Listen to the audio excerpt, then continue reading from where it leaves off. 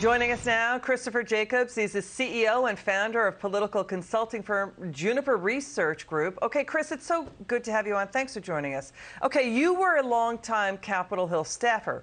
You worked on the powerful Joint Economic Committee, which covers tax policy. You were a health policy analyst. You filed a whistleblower complaint with the IRS calling for an investigation into President Biden and his accountant over his taxes, over Biden's taxes. Why do you say Biden owes back taxes? That's exactly right, Liz. Joe Biden deliberately underpaid his salary in 2017 and 2018. He used a loophole that, ironically enough, the Biden administration and the Treasury Department now want to get rid of entirely. And he not only used the loophole, but he abused the loophole. In essence, he declared most of his income from book and speech royalties as corporate profits rather than salary to avoid paying payroll taxes on this.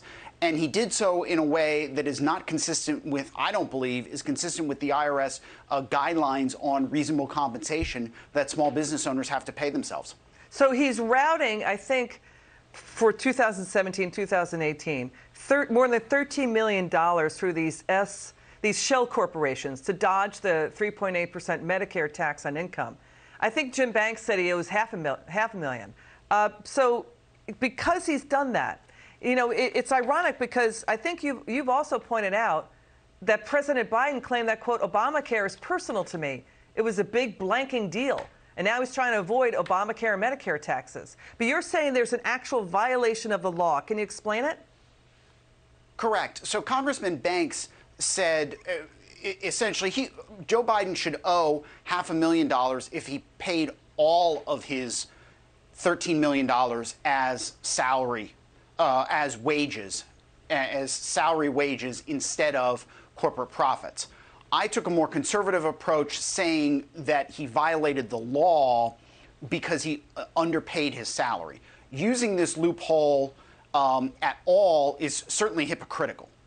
The part of, in terms of the legal perspective, is he underpaid his salary. He underreported what his salary was, right? He basically underreported what his salary. Yeah, I hear you. So, you know, the GOP, they're saying they're going to investigate Biden's taxes if they take back control of Congress. I mean, Biden, you're right, he campaigned on closing tax loopholes. And he's always talking about everyone how to pay their fair share. Watch Nancy Pelosi slam Trump voters here. Watch this.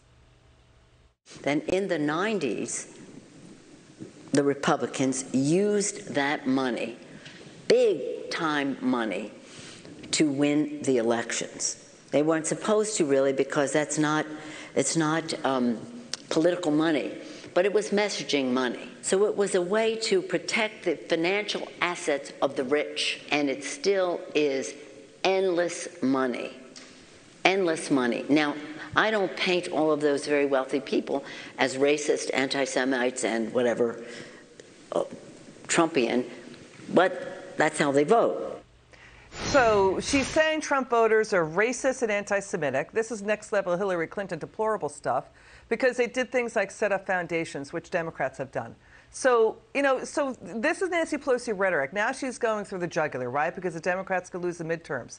But let's get back to what you were saying. The issue is we don't know really whether the Bidens where they got that $13 million in income. Because when you use a shell, there's no transparency. There's no reporting on it. Do we know if it came in from Hunter Biden? We've had some press reports suggesting that the Bidens received an $8 million book advance. Now, whether or not the book publisher overpaid the Bidens, who knows?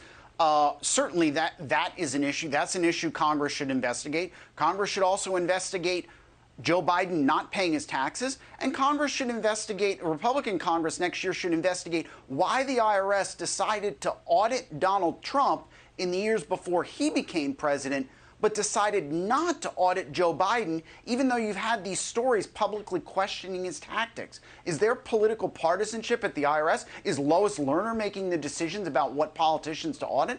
That's something Republicans should look into as well. Yeah, and we do not want political targeting by the IRS. Let's listen, if we have time, to Joe Biden talk about how he was one of the poorest guys in Congress. Watch this.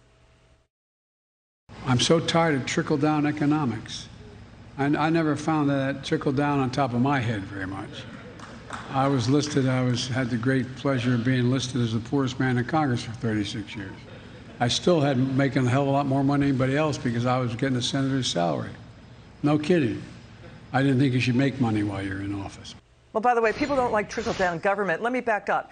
If Hunter Biden is paying his loan debt, or paying any debt, this brings back the Hillary Clinton and Bill Clinton Whitewater scandal. Because if you are in constructive receipt of income, in other words, your loan is forgiven or is paid off, you have to report that on your tax return as income. So they may have a whole hornet's nest of problems here involving what Hunter Biden is doing, paying for Biden's expenses. Yeah, he had a negative net worth. Well, he also, at one point, over a decade ago, but then he's buying a lot of houses, big houses, and we're hearing reports that Hunter is paying for his expenses. And if it's $13 million, you're saying $8 million book advance.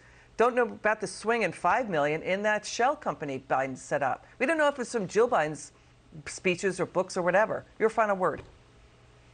Sure, there's a lot of corruption between Hunter Biden and Joe Biden. I mean, I think it's ironic that middle-class Joe, when he wasn't paying his fair share and avoiding taxes, what was he doing? He was spending $2.7 million on a beach house in Rehoboth, Delaware, and a 12,000 square foot mansion outside Washington. He doesn't care about, he's putting his mansions over funding your Medicare. He doesn't care about the middle class. What a bunch of malarkey. Chris Jacobs, come back soon. It's great to have you on.